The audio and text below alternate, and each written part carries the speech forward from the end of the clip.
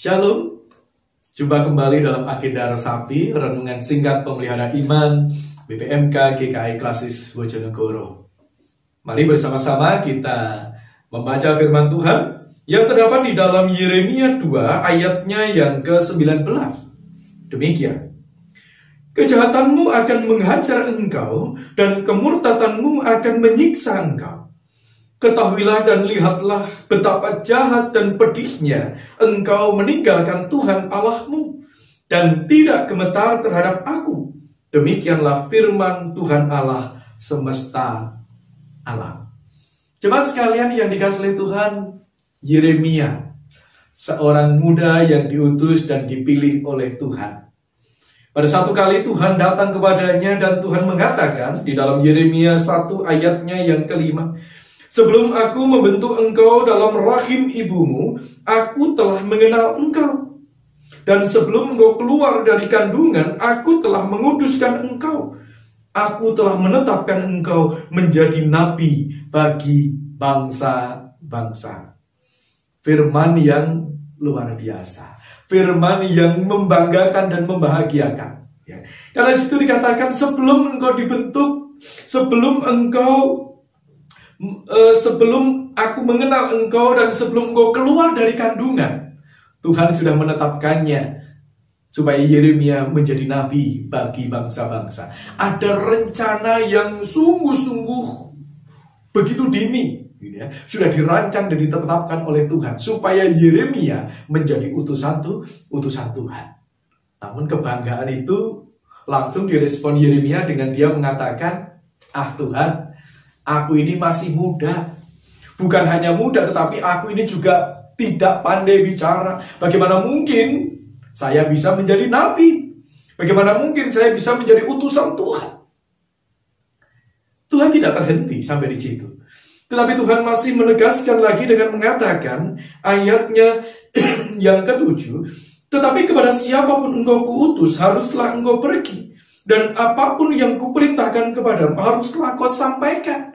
Tetap pergilah kemanapun engkau kuutus. Tetap utarakanlah, sampaikanlah apapun yang aku perintahkan. Jangan takut kepada mereka, sebab aku menyertai engkau untuk melepaskan engkau. Demikianlah firman Tuhan.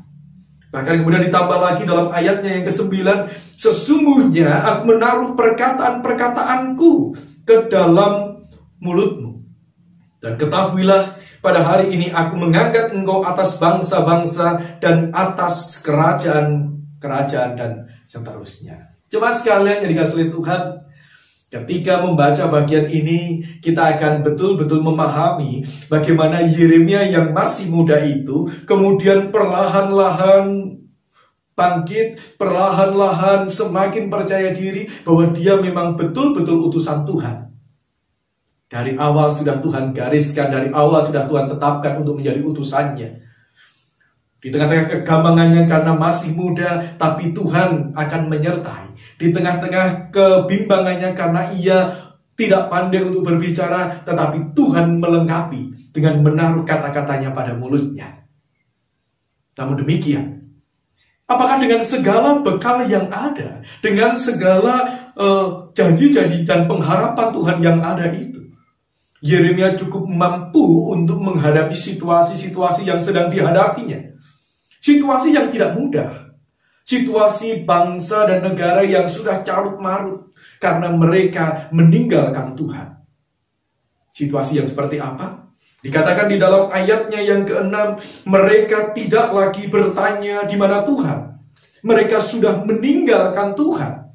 Dikatakan lagi lebih parah dalam ayatnya yang ke-7, aku telah membawa kamu ke tanah yang subur untuk menikmati buahnya dan segala yang baik daripadanya.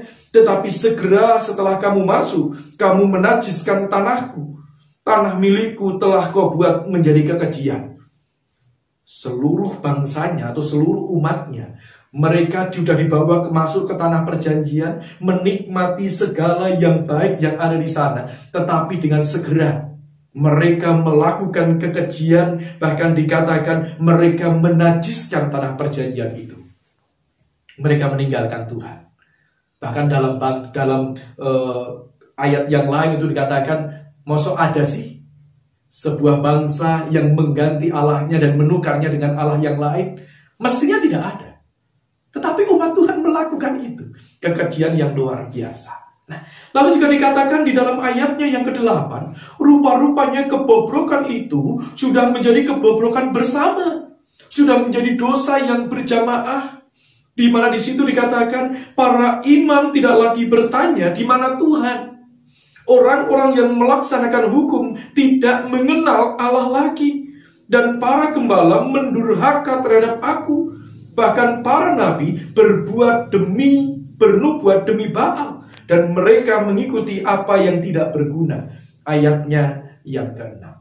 Dari situ saya mau mengatakan bahwa Yeremia ini masih muda. Yeremia ini tidak bisa berkata-kata. Dan memang betul. Yeremia ini sudah mulai bangkit, sudah mulai mau percaya diri. Tetapi sekarang di hadapannya dibukakan sebuah pergumulan yang tidak mudah. Seluruh bangsanya, dari pemimpin-pemimpinnya, pemimpin keagamaan, pemimpin pemerintahan, bahkan juga seluruh rakyatnya sudah pergi jauh meninggalkan Tuhan.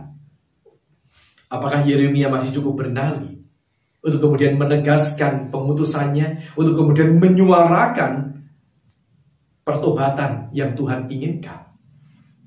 Ya, Yeremia masih cukup bernyali. Dan itulah kenapa di dalam ayatnya yang ke-19 dikatakan, kejahatanmu akan menghajar engkau, kemurtadanmu akan menyiksa engkau, dan ketahuilah dan lihatlah betapa jahat dan pedihnya engkau meninggalkan Tuhan Allahmu.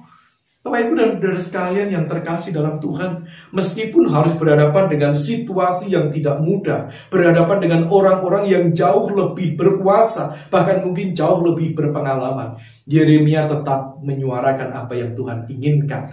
Betapapun itu adalah sesuatu yang bisa mengancam jiwanya. Di tengah-tengah situasi bangsa yang masih haus akan kebenaran dan keadilan, mari kita belajar dari Yeremia. Betapapun mungkin kita masih muda, betapapun mungkin orang banyak menganggap kita masih bau kencur, tetapi selama ada ketidakbenaran, mari bersama-sama kita berjuang. Belajar dari Yeremia, menyuarakan dengan begitu tegas peringatan Tuhan, menyuarakan dengan begitu tegas supaya kembali umat mau bertobat kepada jalan kebenaran. Mari kita berdoa. Bapa yang bertahta di dalam kerajaan surga, kami bersyukur kami boleh belajar dari Yeremia. Tuhan kuatkan kami, Tuhan mampukan kami untuk menjawab setiap perutusan kami, supaya kami dengan lantang boleh menyuarakan apa yang ingin Tuhan suarakan. Seruan pertobatan, seruan penghukuman, dan biarlah kami sungguh-sungguh berani apapun yang menjadi tantangan-tantangan kami. Karena yang kami suarakan adalah kebenaran yang Tuhan harapkan. Terima kasih ya Bapak. Di dalam nama Tuhan kami Yesus Kristus kami berdoa. Amin. Jemaat sekalian, selamat beraktivitas. Mari terus kita menyuarakan kebenaran. Mari kita terus menyuarakan apa yang Tuhan inginkan. Tuhan memberkati.